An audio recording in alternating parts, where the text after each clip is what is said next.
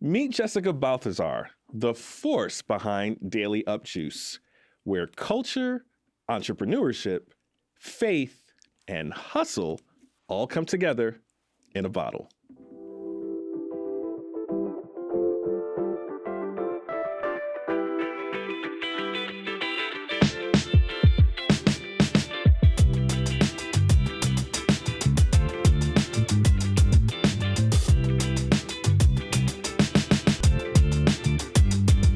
Jessica Balthazar.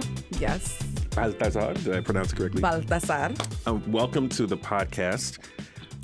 You've got a company called Daily Up, which is a juice company. Yes. Yes. And I think back to, I don't think I met you on Linden Boulevard, but I want to say I went to your stand and you weren't there. Yeah. But I saw the juices and I saw everything that you had produced. And I was inspired by that because I think it's unusual in the Garifuna community. Yeah. And we'll talk about that Yep. later. What inspired you to start a juice company? So my inspiration came from a need, a personal need. Mm-hmm. At the time I was in college and there was a lot of pressure. That I was experiencing, finishing that community college degree. And it got to a point where my body was telling me something, right? Like my body was signaling to me that it needed balance. Like I was off. I just felt these symptoms that I knew really needed attention. Mm-hmm. And so one of the ways for me to regain that balance that I needed was through juicing. And so but let me go backwards. I didn't initially start with juicing. I started making ginger shots. And this was actually during COVID. So COVID also was one of the reasons behind me even starting. It gave me that space and that time to really focus on that wellness part of my life, which I was ignoring in the beginning. So COVID really gave me that time to really start. A starting point. So I started making ginger shots. I made ginger shots with lemon, mixed that with ginger. And I felt like ginger. Why ginger? Because it deals with inflammation. Right. And that was one of my symptoms. Like I would feel inflammation in certain parts of my body. And so in order for me to self-heal myself, right? Like just taking that ownership and that initiative, I started with ginger shots. I started making them for the people in my immediate family. Is that right? And that was something that my family was not practicing. We weren't practicing these healthy habits. Right. And then I graduated towards juices. So ginger shots first. And then I said, I thought to myself, and I said, what fruit should I start with? Right. And I thought about a watermelon. A watermelon yields lots of juice. Sure. It's efficient when it goes through the juicer. So I started off juicing watermelon and it was amazing. Like just the taste, it was natural, it was pure. No add, I didn't have to add any sugar in there. And so one day I sat and I was like, this is really good. This watermelon juice is really having a good effect on me, and I can see the benefits of juicing every week. Like it created that like stability for me, that what does balance. That mean? Because I'm thinking, you said you started during the COVID period? During the COVID, yep. And was it, obviously you had time. We all had more time during COVID. Yeah. But was it the stress? Was it were you feeling particularly off because of COVID, like medically, and that kind of inspired you to do the juicing, or was it just, let me try out something new because I have time? Well, that imbalance I was feeling, it was both like physical and emotional. So this physical and emotional imbalance was happening before COVID. Yeah. And I felt like, although it was happening before COVID pushed me to really take that action, because we were like stuck in the house. We had all that time. And so, like definitely before COVID, but I wasn't taking those steps for my health that I maybe should have, like just ignoring certain things, or just like we always do, push through the stress. Pushing through the emotional stuff. And all I know is that my body it felt off, and it needed some sort of, again, that balance. So juicing was definitely that thing that gave me that gave back. You back. Yeah. That's interesting. I mean, I've had juices. I do mostly like smoothies now, because I've always heard that like kind of retaining the fiber and the, what do you call it, the pulp or whatever, that's somehow better. Is that necessarily the case? Like, what's the benefit of juicing versus like, you know, just your everyday smoothie? Well, the benefits of juicing is that it provides you with that, it provides you instantly. It's quick, you know, like instantly. It's like a direct shot. Okay. So, and it also depends, because there are people who believe juicing is not beneficial. You shouldn't strip the fruit of all of its, but it's simply not true.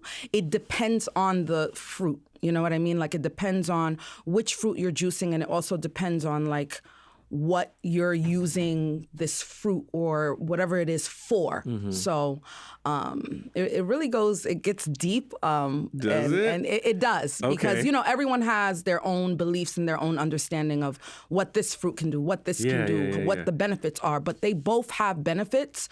And people can tell you instantly that drinking a juice, if I give you a watermelon juice after you've gone to the gym and you're sweating, it instantly gives you that benefit. You instantly feel hydrated. So there are benefits. Kind of like, well, it's not kind of, but like a Gatorade. The idea of Gatorade is supposed to give you like this instant infusion of goodness and electrolytes or whatever. It's probably, I'm sure, not as good as watermelon juice. Yeah, absolutely. Absolutely. I'm not a fan of watermelon. But maybe I should try. I feel like, you know, our taste buds change. And if I probably tried it when I was like 6 or 7 or something like that. And I never tried it again. And who knows? Maybe it's like beans. When you try Daily Up juice, if you try the Daily Up juice watermelon flavor, you will not be all I got. Is it straight watermelon? It's straight watermelon. I do. It's straight watermelon. Okay, and then I add lemon in it just to preserve and keep it fresh for longer. So lemon, I add lemon in all of my juices to keep that freshness going. Right. And it lasts longer that way. It's like lemon is pretty much a natural preservative. So in doing my research, I've learned that you are a teacher. And you are a full-time teacher, but you're in transition sort of. You're still teaching, but you're also developing and focusing on your business. Absolutely. How did that come to be, and how do you explain that transition? Well, I realized that being a teacher is great. You know, it has its benefits. However, once I realized that, juicing opened a new door, right? It opened a new opportunity for my life to go in a different direction. I started to reflect on that. Like, what does this mean for my life? What does it mean for your life? So what it means is that, for now, I'm still dedicating my time and my effort to being a teacher. Sure. It's definitely something I'm passionate about, showing up for students and making that impact there.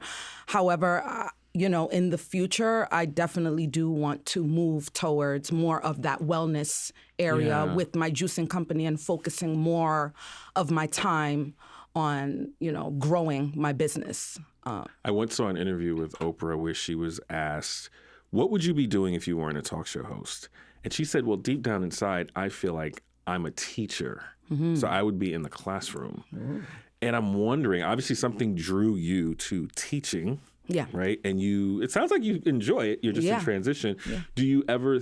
Have you considered the possibility of, at least in the future, maybe teaching the world, the broader, I don't know, the people the people of the world about juicing and its benefits. I mean, do you ever think about that? Absolutely. Yeah. Absolutely. I really, to be honest, I try not to control the narrative so much when it comes to my life and where I'm going. Okay. But at the same time, I definitely plan things out and think about what the next 3 months or 6 months might look like. But again, not holding so much on to, I have to be this or I have to be that. But absolutely, like I've thought about teaching. Teaching people, going into maybe schools and teaching about wellness and the benefits of juicing and things of that nature. I could definitely see my life going in that direction. Yeah. I've seen your social media. Okay. It's great. Oh, thank you. you. I'm like, do you have a background in content creation and editing and all that? I do where not. did that come from? Yeah, I don't. Like, It's I just, need to hire her. Seriously. Yeah. And people have said that. I've spoken to people about it, and they're like, yeah, she's kind of blowing up. It's one of those things, they call it gifts that, you just come across. As I was trying to build my 𝐷𝑎𝑖𝑙𝑦𝑈𝑝 juice page. Yes. I just started experimenting with how do I represent 𝐷𝑎𝑖𝑙𝑦𝑈𝑝 juice? How do I represent myself on Journey? Yes. I have 2 pages. Yes. I have the Journey with Jessica. And then I have the 𝐷𝑎𝑖𝑙𝑦𝑈𝑝 juice. And so, I started recording video, everywhere I went. And I would come home and during that downtime, I would just put my clips together. And it's something that just naturally came to me. It's natural. I'm able to just tap into my energy, tap into my authenticity, and then it just comes through in the end result of the video. Yeah. When I'm looking at your social media, and this is why I started, I don't know if we did it on camera or before, when I asked you about, like, how do you define your company?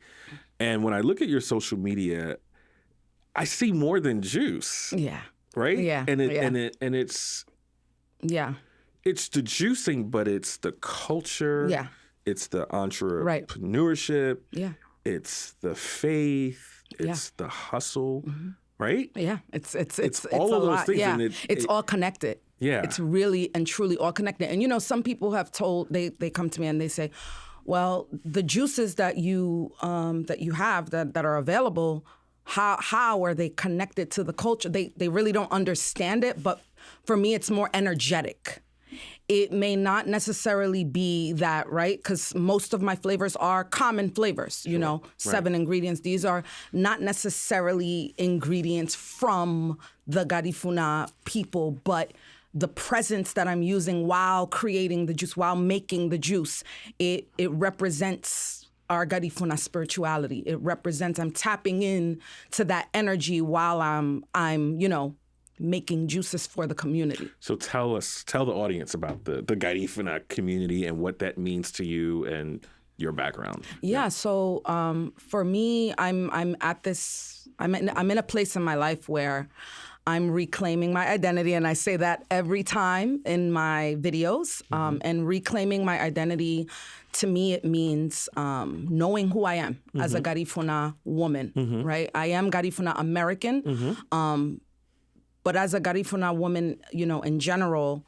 when I see and when I look at the Garifuna community, I saw a need for wellness, a need for wellness in a modern way. And so that's what I'm bringing to the table when I bring 𝐷𝑎𝑖𝑙𝑦𝑈𝑝 juice to the Garifuna spaces in New York City. And so, yeah. So your family's from Guatemala? Guatemala. 𝑙𝑦𝒄𝒆 specifically. Okay, lives in Guatemala. Yeah, my mom and dad. My mom grew up in _𝑙𝑦𝒄𝒆, born and raised there. My dad was born in Puerto Barrios. Okay. From the age up to 9 years old. And then he was raised in 𝑙𝑦𝒄𝒆 from age 9 to 18. Okay. Yeah. Which is Livingston, Guatemala. For Livingston, people who are watching, Guatemala, which yes. It's not quite an island because it's a town. It's Yeah, a town, it's a but town. in order to reach a coastal it, town. it's a coastal town, Yeah. right, in Guatemala. So in order to reach it, because I'm from there, so in Yeah. full disclosure, my parents are from there. You have to fly to Guatemala City. Yes. I mean, there are different ways now to get there, but for the Yep. most part, people fly to Guatemala City, Yep. and then it's like a 5-hour trek to that coast or the Yes. coast, and then you got to get on a boat Exactly. So for like 40, it's 25. it's a little bit of a journey. Yep. Right, Mhm. right. Yeah. That It's a is ways awesome. out. It is a ways It's a out. ways out. And I was just talking to my sister the other day, and I'm like, we're like really a little hidden town. Like, if, you know, we are. Not we anymore, because you're on the show. Right. No. Yeah, exposure. No, right. So tell me again about the connection. When you talk about the juicing and the connection to the Garifuna community, what is that connection? Yeah, the connection is, you know, the connection is that there's a need. That's number one. That's what I realized. I realized that there was a need, that there was no one in the community who was showing up with, you know, with something of this nature, of like, for example, juices. So I believe I'm one of the first in the community to have like this type of business. There are people who sell juices and things of that nature, but I'm like an all natural company. Like I don't add sugar. There's one flavor where I do add honey, but the 90% of my juices are all natural. They're cold pressed, and I don't, again, add sugar in most of the flavors. And so that's what makes my brand unique when it comes to the Garifuna community, that there are, I don't believe there's anyone right now doing what you're something doing. similar. Yeah. And so I saw the need. So that's the connection. We need someone who really believes in that holistic, you know, lifestyle. I feel like our foods are amazing. You know, the hudutu, all the things. It's great. However, it's time to what's that word? Reimagine. Yeah, like sort of what. Reimagine how we can like show up. Right. It's fascinating with to me these because ideas. Yeah. when I think of, so the Garifuna people are in Livingston, Guatemala. Yes. The largest population is in Honduras, actually, and of course in Belize as well. And generally where we are, I mean, we're obviously those are pretty much tropical, right? Yeah. Tropical countries.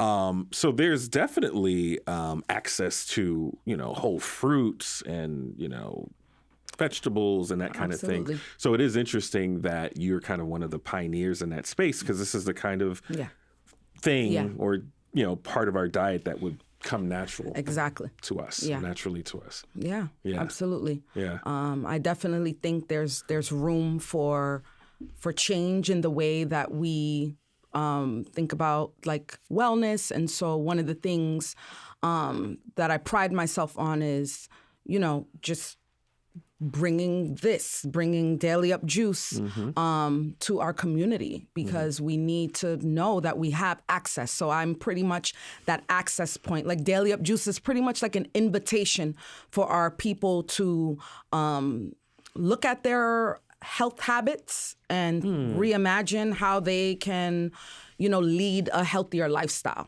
Because a lot of the foods, when you look at it, fried foods, lots, like when you go to Linden Park, you walk through the park and again, amazing foods, right? But very amazing. You know, I love going to Linden Park just for the food. Yeah. However, I feel like we need more balance in our diet. Interesting. Yeah. Yep. And it's largely though, I mean, when I think about like tropical places. Yeah. I don't know. I mean, I can't speak for all places, but certainly in Latin America, there's often a lack of roughage in the diet. It's not generally a big part of the diet, but I often think that's because when you're living in these in these countries or whatever, I mean, I don't know that your body there necessarily needs, you know what I mean, kind of what it needs living in the northeast of the United States, right? I mean, and even if you think about like the fruits in Guatemala, they're like bananas, which is my favorite fruit.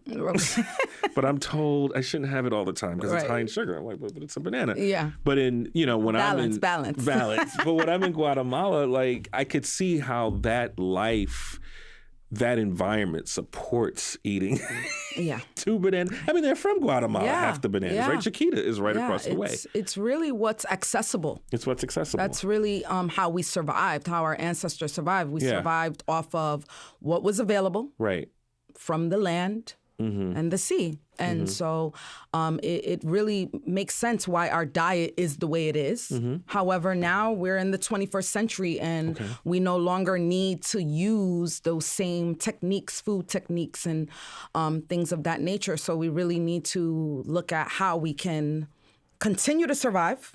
Right. And so, again, 𝐷𝑎𝑖𝑙𝑦𝑈𝑝 juice is one of the ways that we can continue to live longer lives. And continue our culture and keep it alive. Yeah. Who are your biggest kind of supporters? I mean, when you're out in because as I understand it, you're not, and at the moment we're taping in Brooklyn, and your company, your juices are available at in Linden Boulevard in East New York, in East New York in the summertime. Yeah. I'm out there every Sundays and Grand Army Plaza, the farmers market on Saturdays. Right. And then you can find me all over like New York City. Just depends on what events you just get, or festivals I have posted up on my page. I saw a clip on your Instagram. Was it I think it was Grand Army Plaza. Malik Yoba? Yeah, right? Yeah. He just like popped up on you, rolled up. Look, I've been meeting a lot of like interesting people, people who have like, that who are visible, who are celebrities that come through Grand Army Plaza. And I've been having a lot of interesting encounters. So to me, I see those as like, good things. Those are like signs, right? Like that I'm on the right path, that 𝐷𝑎𝑖𝑙𝑦𝑈𝑝 juice is on the right path. And not necessarily that I'm going to become a Malik Yoba, but more of like I am on the right path and what I'm doing is the right thing. So when I met him that day, it was more of like, wow, this is great. This is a good thing. This means that what I'm doing matters. Yeah.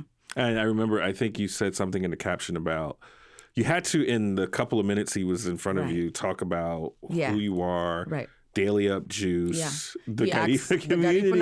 Because I had this like pin on, and he's like, "Oh, that pin looks interesting. Tell me a little bit about that." And I'm like, "Wow, okay." So opportunity to like share who we are, and so that was really, really interesting, and I was really proud to like talk about 𝐷𝑎𝑖𝑙𝑦𝑈𝑝 juice and how we talked about many things, but I just gave that short clip. Right. Talking about the Garifuna culture and it was amazing. I'm sure. It's like you gotta have your elevator pitch. Yeah, I know. It's like, I gotta sell this, sell me, sell the product. Yeah. That's fascinating. So can we go back to like when you were younger? Yeah, like absolutely. your younger self and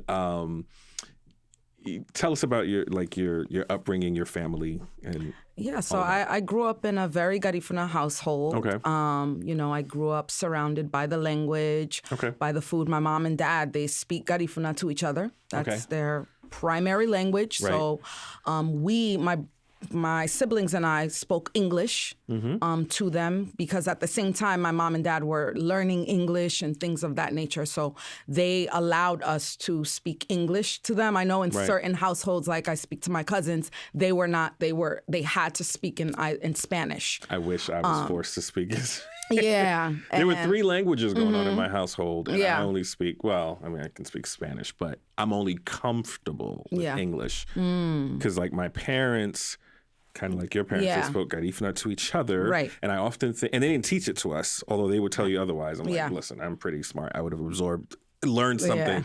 So it's interesting. I don't know if it's like, the same for you to grow up in a household where you do not understand what your parents are talking about. So I don't know if you've picked up some Fun stuff, fact, I do. Fun fact, I do understand. I had no idea what my parents were saying. That's very unusual for people. out there who are watching this, like that's just very uncommon. So I was very, when it came to, all children, in my opinion, are curious. Like, we're naturally born to be curious. And so I just happened to be curious about Garifuna language. So when I would hear my mom and dad speaking this language, to me, I was like, I want to know what they're talking about. Like, so I would ask questions. I was very nosy, very like, what are you saying? What are you saying? So after a while, because of that interest, I was able to pick up the language. So I actually understand Garifuna very well. Okay. And the language for again, it consists of, as I understand it, Arawak.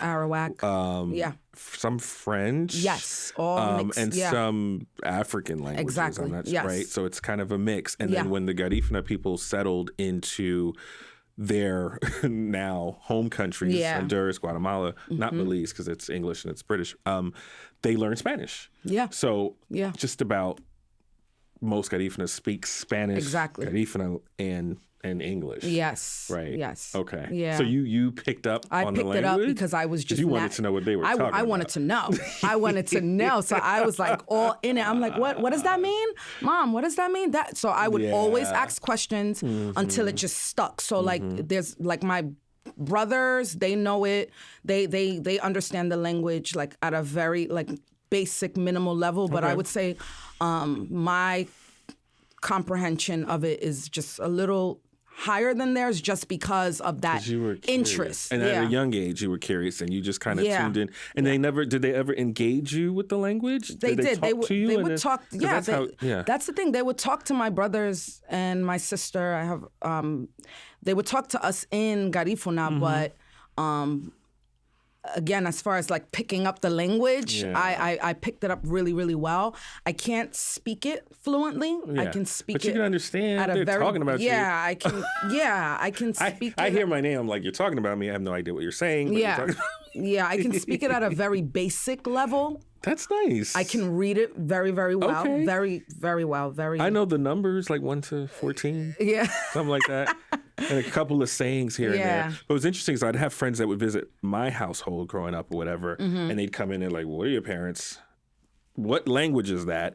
And then why do your parents, because what happened in my household is that my parents talked to us in Spanish. So they talked to each other in Garifuna, and they talked to us in Spanish. Interesting. And then we answered in English, naturally. Wow. Like, what is so going complicated on in this house? Unbelievable. So we weren't like forced to speak Garifuna language. We were encouraged, but we weren't forced to speak it. And so that's why we, like my brothers and I, my sister, we have some knowledge of it. And we have that knowledge on different levels based on our interests.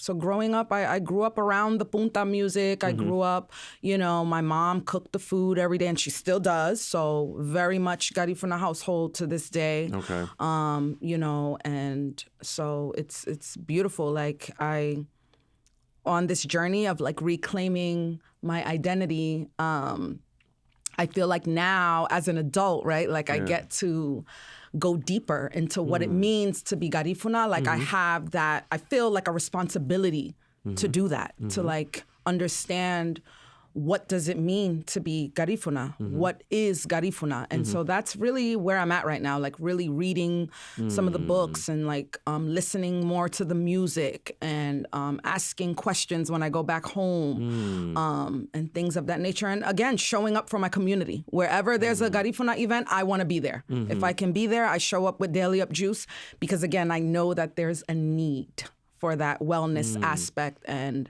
a lot of our families are unfortunately getting sick from things like diabetes, high blood pressure, all of these things. So I'm really paying attention to all of that. And I'm realizing that, we got to make some changes.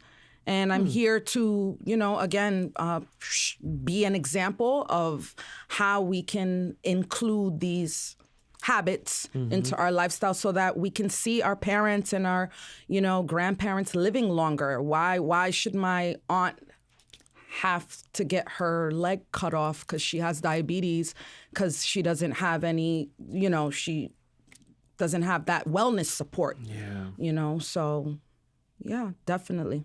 The work that you're doing in with Daily Juice Up, the work Yeah. that you're doing in the Garifuna community, it translates to other communities as well. Yeah, right? for sure. 'Cause we've got, Other African and indigenous communities. Sure. Yeah, I've had some people reach out through social media, letting me know that they're like, "Wow, like it's cultural work. It's like cultural preservation, pretty much what I'm doing through my content." And so people definitely have reached out, invited me to certain events just because they can feel the energy through the content. Right. And it inspires them to now reclaim their identity. Because, at the end of every video, I'm like, I'm on this journey to reclaim my identity. That's kind of like my motto. Reclaiming my identity, follow Journey with Jessica if you want to see more of this content.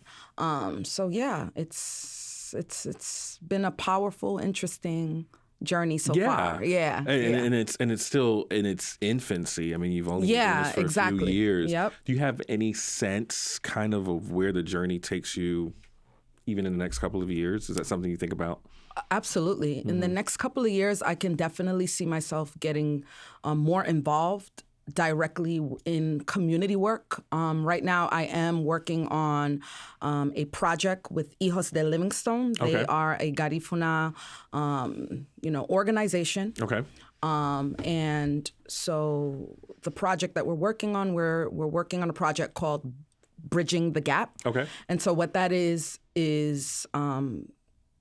we as Garifuna Americans are now inserting ourselves into the community back home. So that's something that has been like kind of lacking in the community, like the Garifuna American voice. And so now we're showing up. We're trying to show up and bridge that gap between our American lives and our values and the people back home. So the idea is that we want to understand their lifestyles and we want to get to the bottom of like, what are the parts that we're missing and what are the parts of our story that are missing, and meet each other in the middle. So we're really working on that because that's one of those areas that we definitely feel that could be closed, could be, that gap.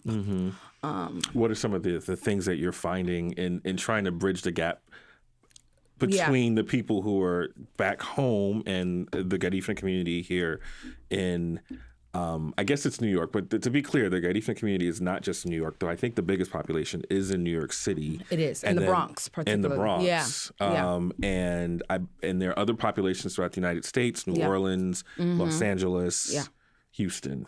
Yep. Right? Absolutely. Okay. Yeah. Yeah. So some of the gaps that we've seen are the fact that there is so much there's so much community work that has yet to be tapped into. There's a lot of need back home.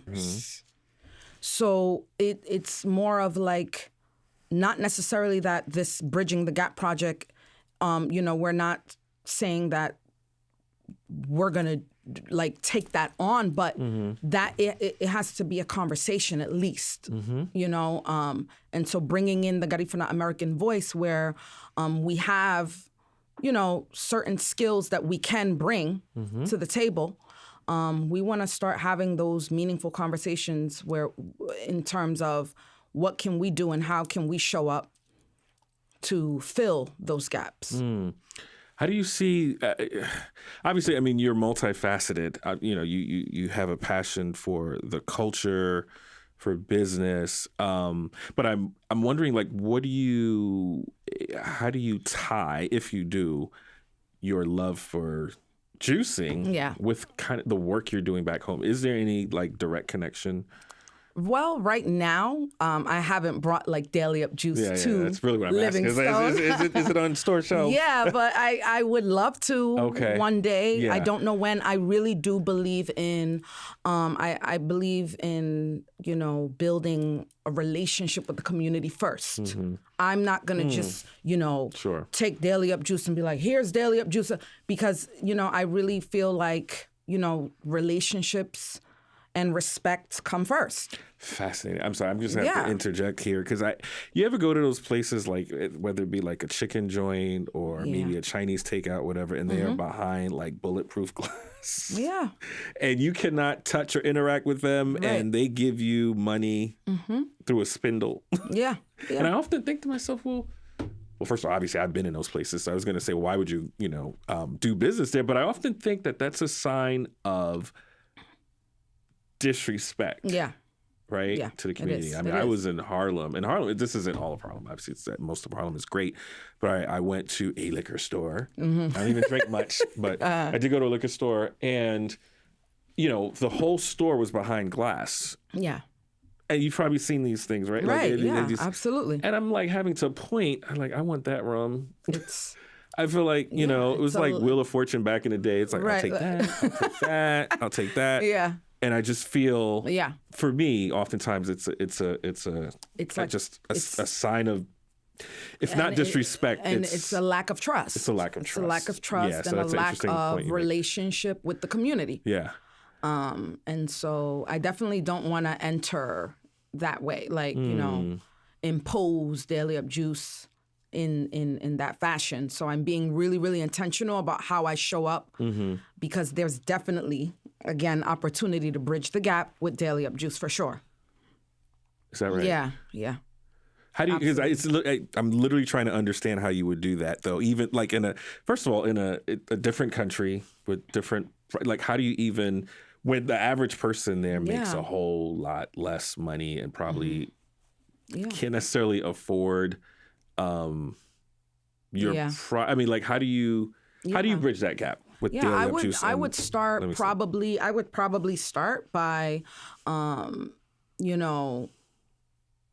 probably facilitating like workshops and collaborating with the Garifuna restaurants that are out there. Sure. And so things of that nature. Also maybe even showing up in the community during like the more active seasons, like 𝑦𝒐𝒊𝒄𝒆 and things like that, where there's more opportunity for that kind of thing. Yeah. Yeah. Sure. It's interesting because Guatemala is one of the few places, and there are probably other places like it, that I can go and like eat everything and lose weight. So like the food is actually, as it is in many countries outside of the United States, more whole. Yeah. More fresh. Yeah. Certainly, obviously, the seafood because we're right on the sea. So like the shrimp is coming in like daily, alive. Yep. And then, it's on your plate later in the day. And I just, do you think there's as much of a need for kind of your product or your type of product in an environment like that where people generally, I think, are eating healthier anyway? Yeah, there is. Yeah. There is just, there is. And I know that there is just because when you think about the juices and what's available, lots of white sugar in the juices. Yeah. Yeah. I didn't realize that. Yeah. Like when you go around and you're buying a juice or whatever you want to you're looking for that refreshing drink. Most of the time there's added sugar in those juices. Oh, okay. I didn't know that. Yeah, and so definitely like that lemonade. They're adding a bunch of sugar in there. Sure. And so, because you know me, I'm observing. That's what I'm looking at when I go back home now. Like let's see what's available and what's available when it comes to that juicing part of it is just lots of sugar. Oh my gosh, you just destroyed it all for me. Tell me about like some of the things you've learned in your journey with regard to building a business and a brand. Yeah. Like, what are some things that that you've learned, or some things that have like shocked you, or Yeah. Okay, so you got to have systems. Sure. You got to have systems in place. You have to be really good at tracking finances, tracking your profit, tracking losses, which is something that I wasn't really disciplined with at first. And then I realized that it's really important, especially if you're registered as an LLC. You have to make sure that you are on time, and that you're meeting certain deadlines and reporting certain things. Which again, for me, I was not so that. You were freestyling. Like discipline was one of those areas that I was kind of like, didn't have, needed more like improvement in that. And so I really had to, have a conversation with myself like, you can't, this is not going to work. Right. If you want to continue building and evolving, like you have to make some changes. And so that was like a hard realization for me. I also learned that, there's going to be certain days where there will not be profit. Yeah. For example, at Linden Park. Linden Park is not really a profitable opportunity for me. I go to Linden Park specifically for the people. So there are certain days, though, that I do make profit, and it's good, and the sales are coming in. But then there's certain days where I know that today it might not be good, but I still show up. So I really, truly believe in like consistency, showing up for the community, regardless. And so that's one of the values that I'm holding on to right now. It has to be a value because, I mean, obviously there are spaces certainly in New York City where you could go to and very easily or without as much, or with a little bit more effort, or with a little less effort, rather. You could sell these juices, right? Yes. Yeah. Yes. And so I really do believe in, Daily Up Juice being that invitation for the people. So if that means that today I'm not going to make profit, I take that and move forward because I know that what I'm doing matters and it's necessary. Yeah, for sure. So you've been doing the work. You're out there. You're at parks. You are linking up with Garifuna Aerobics, which is right. Yes. You have a website, so you're reaching out. How much of the community is with you thus far, and how much more do you have to go? Do you think, and sort of like, do you feel like the connection's been made, or is there more work? Yeah, I definitely feel like the connection's been made. Okay. Especially the fact that I've been so consistent, for example, showing up at Linden Park and so consistent with content when it comes to that summertime season. Okay. I'm very visible, like every week you see me at Grand Army Plaza. Every week you see me at Linden Park on Sundays. Okay. So I definitely think I've done a great job at showing our community like how I'm showing up for us, putting our flag on my vending table, things like that, explaining to customers who we are, wearing my flag and things of that nature. So definitely bringing the community with me in that way. Sure. But in terms of, where I'm going next, I feel like I definitely want to expand into bigger festivals. Okay. But that is something that I'm being, again, really intentional with, just because I know with bigger festivals, you need support. And so that is something right now that I do not really have. In a way, I have support, right? But I'm not going to say I don't have any support. I do have support, but I don't have the level of support that is needed to, juice for a festival of 1,000 people. Right? Sure. Like you need a small team. Sure. You need people who are committed. Sure. People who are going to show up and put the labels on the bottles. Sure. People who are going to be with you 4, 5, 6, 10, 12 hours of juicing. So if I don't have that, I'm not going to be unrealistic about, or like I'm not one of those people who are just going to show up. You're building capacity, which is what a lot of business. So you've been at parks. We talked about that. Right. You're talking about festivals. Yeah. So when you think big, is your next step, or at least your vision, necessarily that, or do you see yourself maybe at Whole Foods one day? And if you do, Whole Foods, or how do you take the community with you? I've been really reflecting deeply on the idea, because so many people are like, "Oh, girl, you can make it into Whole Foods." Like, they taste the juice and they're like, "It's so like people are blown away." Like, Daily Up Juice is like, really doing its thing, and so I'm getting the compliments, I'm getting the feedback, and I know that I can make it into Whole Foods. I know I can. Mm-hmm. I know I'm confident. However, I don't know if I want to go that route, because for me, it's I know where it's you're going. more about where the need is. Okay. For me. Okay. It's more about where the need is, and Right. I'm really big on community. Yeah. And I'm really big on like giving back to community and making that impact where it's needed. So I feel like I don't really want to compete with Whole Foods and with all the other juice brands and it's not necessarily that I'm afraid or that it's fear. It's more of, do we really need that? Like, you know what I mean? Like, and I'm also not one of those individuals who the idea of making it big.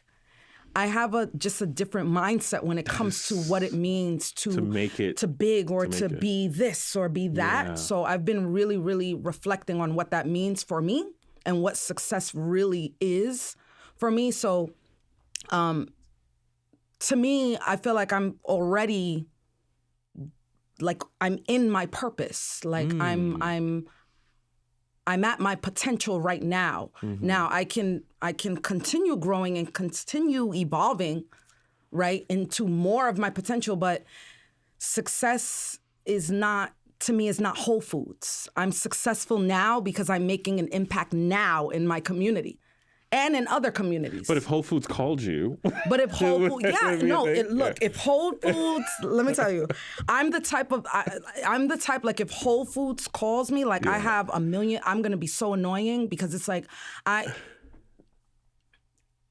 it's still like I'm not gonna immediately jump on it.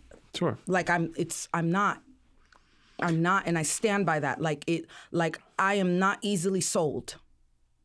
I'm not. And so much, because I've seen this. I've talked to some business owners about this kind of a thing, and I don't want to go, far out with this one. But I went to a Dominican bakery in Brooklyn, and I won't say the name of it, but they're doing well. Mm-hmm. And they're on Instagram. They have a lot of followers. And so I was interested in what that success feels like, because it's a relatively new business. And I asked the owner, where do you see yourself going from here? Yeah. And she was like, well, everyone's telling me that I should do this, I should do that. I had two people coming from Washington, D.C. to my store, and they asked me to, would I consider opening up a store in D.C.? And her big concern was, she was like, well, first of all, I've not really been to D.C., but she didn't want her product to change, and she wanted to kind of keep as much control as possible. That's another thing. I want to talk about that. Yeah. Because okay. Well, I figured that's kind of what I was sensing. Yeah. That's another thing. Yeah. It's like when you enter into those spaces, the Whole Foods, and now you got to start adding things, right, to your product to make it last longer. And I want to stand behind my brand. Right now, my brand is all natural. It's cold pressed. No added sugar, no added all this preservatives and a million ingredients that you can't name. So I feel like once you you sign up for that Whole Foods, that's when you start losing the authenticity of your product. Yeah. And I don't want to lose that. It'll be such a sad day when I have to. You thought about this. Yes. This is, I feel the passion. Yeah. Daily Up Juice won't be Daily Up Juice anymore once you sign those papers and sign over, certain things. So it's so tricky. Yeah. Right? So as you move along in this journey, I don't know if you've thought about this yet, but what would you want your legacy to be in this space? In this space, I would want my legacy to leave an impact where the generations behind me they have that motivation and they're inspired to go after whatever it is that they want to do. It doesn't necessarily mean they have to follow 𝐷𝑎𝑖𝑙𝑦𝑈𝑝 Juice and continue this, but I can leave this blueprint, 𝐷𝑎𝑖𝑙𝑦𝑈𝑝 Juice, what I'm doing with Journey with Jessica and the cultural videos and things like that, and my nieces or, my nephews can look at my work and say, wow, like someone really showed up. Someone really like did it beyond the, beyond the common jobs that we're given in the education system, right? Yeah. The fact that there was someone in the family who was an entrepreneur, because this is very rare in the Garifuna community to be like, be an entrepreneur and to like really take it serious and really go places and really make like impact and really be visible and be on podcasts. This is not something that, you normally do. Like, I'm like, it's not something that we're used to seeing. Sure. And so I want to be able to leave a legacy where the legacy of possibility. Legacy of possibility. Yeah. I do have a last question, but before I get to that, I do have to, because it's just got some random juices sitting here. Where's the camera? Am I right here? This was amazing.